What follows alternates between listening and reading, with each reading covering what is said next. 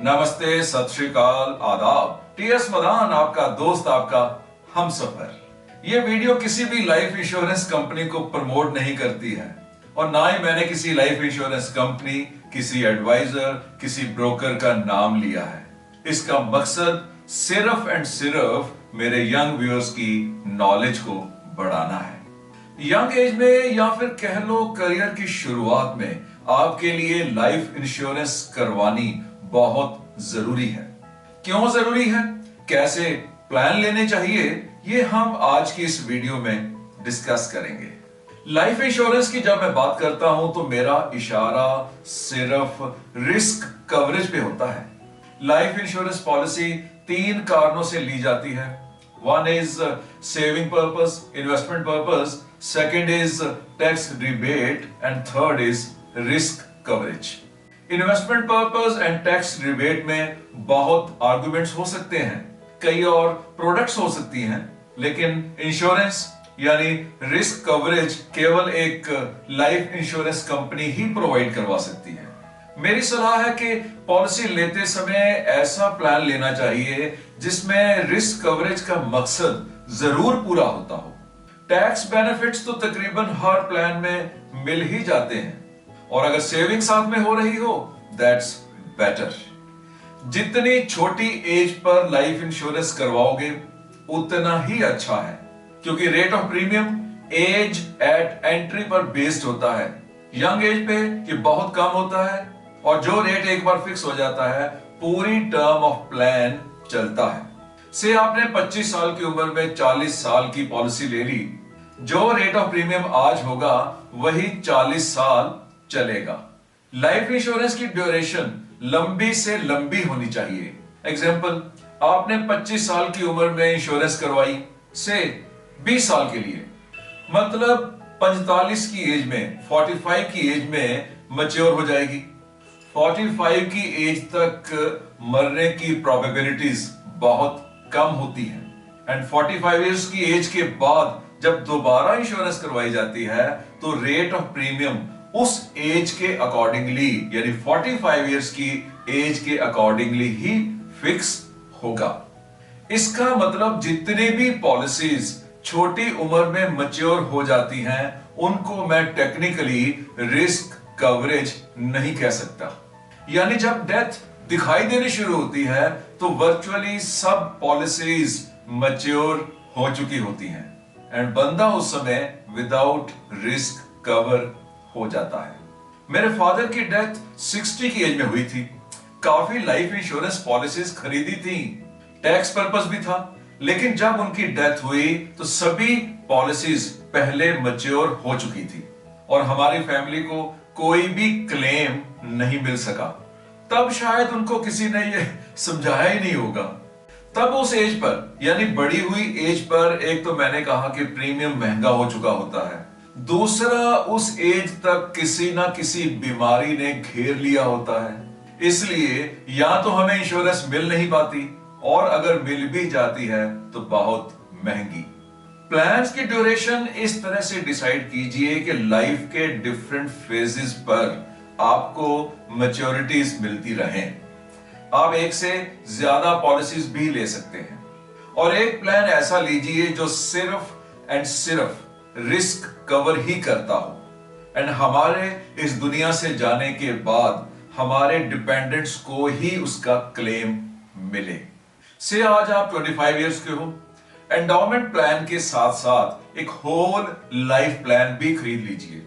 Endowment plan एक fixed duration के लिए होता है, से 15 years, 20 years, 25 years, 30 years etcetera. And whole life plan होता है जो हमें मैच्योरिटी क्लेम नहीं देता, यानी हमारे जीते जी हमें नहीं मिलता, हमारे मरने के बाद केवल फैमिली को उसका डेथ क्लेम ही मिलता है और ये बहुत सस्ता होता है। लाइफ इंश्योरेंस एडवाइजर के साथ ज्यादा से ज्यादा डिस्कशन कीजिए, ज्यादा से ज्यादा प्लान्स को समझिए और उसके बाद ही प्लान खरीदिए। लाइफ इंश्योरेंस का प्रपोजल फॉर्म खुद ही फिल कीजिए और उसमें कोई भी गलत इंफॉर्मेशन नहीं दीजिए। हम तो रहेंगे नहीं और हमारा नॉमिनी, चाहे वो हमारी मदर हो, हमारी वाइफ हो या हमारे बच्चे हो, उनको क्लेम मिलने में बहुत परेशानी आएगी। वो शायद क्लेम ले भी नहीं पाएंगे और हमारी बेवकूफियों का, हमारी गलतियों का नुकसान उनको भरना पड़ेगा। से आप ड्रिंक करते हो, लिखो यस, कितनी, जितनी भी लिखो।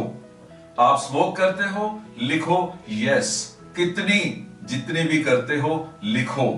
फॉर एग्जाम्पल, पॉलिसी लेने के कुछ महीनों के बाद ही डेथ हो जाती है, इसको अर्ली क्लेम कहा जाता है।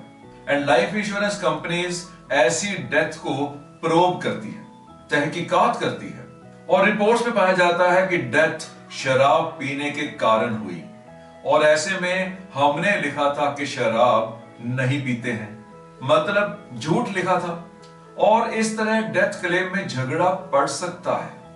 अधिक से अधिक क्या होता है, जब कुछ आप ऐसा लिख देते हो जिससे लाइफ इंश्योरेंस कंपनी को यह लगता है कि आपकी लाइफ के ऊपर रिस्क दूसरे के कंपैरेटिवली ज्यादा है, तो वो एक्स्ट्रा प्रीमियम चार्ज कर लेते हैं। एग्जाम्पल, एक आम इंसान जो शराब नहीं पीता है या एक और 2 पैग्स पीता है, उसकी उम्र लंबी होगी उस इंसान से जो 4, 5, 6 पैग पी जाता है।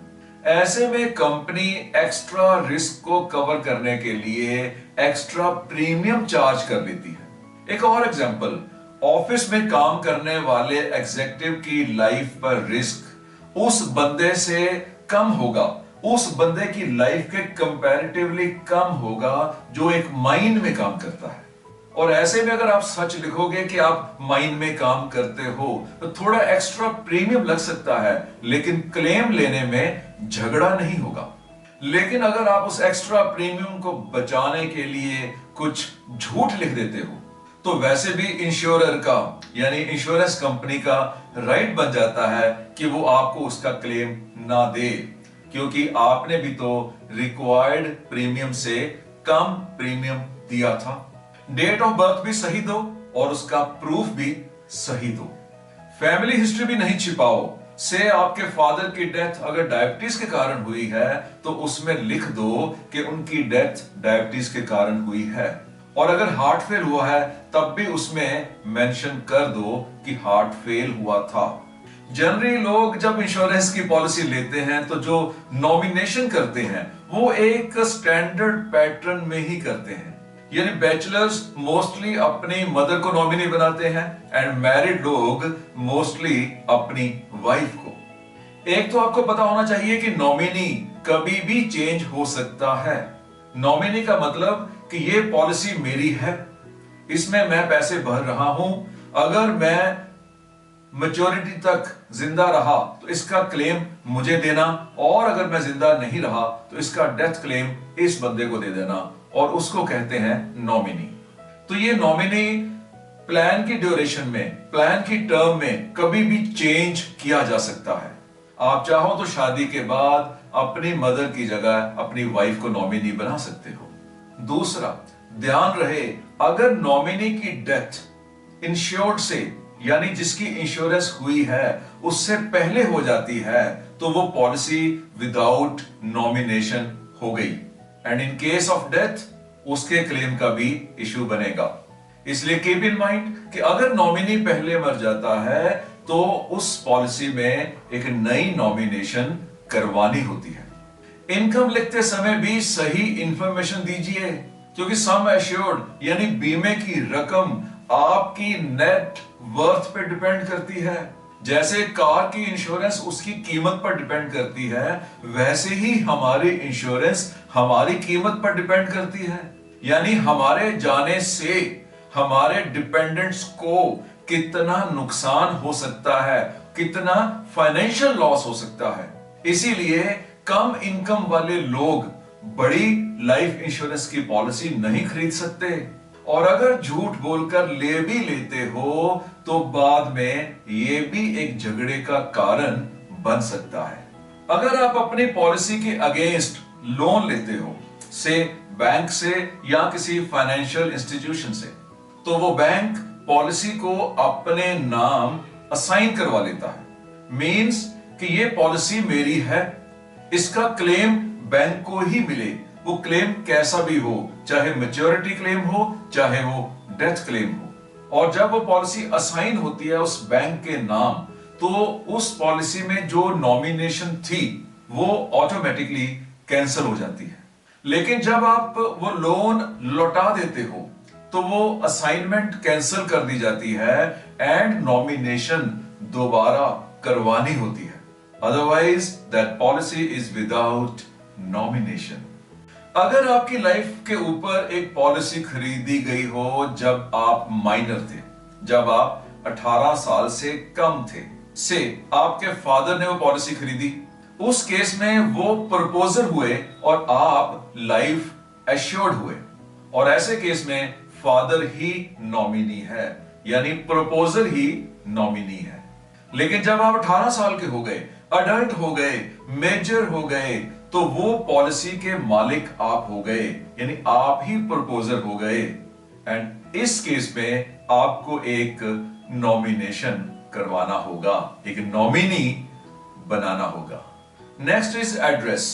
ध्यान रहे कि अगर पॉलिसी खरीदने के बाद आप कहीं और मूव कर गए, घर शिफ्ट कर लिया, एड्रेस चेंज हो गया, तो ऐसे केस में अपनी पॉलिसी में एड्रेस चेंज करवाना नहीं भूलिएगा।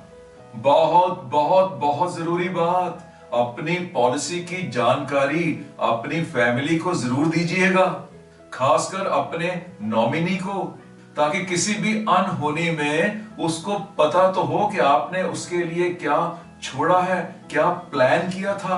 एंड द बेटर इज उस पॉलिसी की पिक लेकर उसको व्हाट्सएप कर दीजिए और साथ में उस पॉलिसी की जेरोक्स उसको दे दीजिए। एंड लास्ट में मैं लाइफ इंश्योरेंस पॉलिसी बेच रहे एडवाइजर्स, एजेंट्स एंड कंसल्टेंट्स को एडवाइस करता हूं कि आप सिर्फ एंड सिर्फ पॉलिसी होल्डर के इंटरेस्ट को ही ध्यान में रखिए। कई एक प्लान्स पर आपको इंसेंटिव कम मिलता होगा, लेकिन अगर आपको लगता है कि वही प्लान पॉलिसी होल्डर को चाहिए, उसके लिए सही है, तो वही बेचिए। अल्टीमेटली आप ही बेनिफिट में रहोगे, क्योंकि जब आपका अच्छा रेपुटेशन होगा तो इनकम आने के रास्ते बहुत होते हैं। आपका क्लाइंट आपका अन्नदाता है, उसके साथ धोखा कभी सपने में भी नहीं सोचिएगा। इजाजत लेता हूं, मुझे Facebook, Twitter, Instagram and LinkedIn पे फॉलो कर लीजिएगा। वीडियो का फायदा दिखाई देता हो तो लाइक कर देना, शेयर कर देना एंड कमेंट भी कर देना। और चैनल को अगर सब्सक्राइब नहीं किया है तो अभी कर दीजिएगा। ऑल द बेस्ट, सीखते रहो, बढ़ते रहो।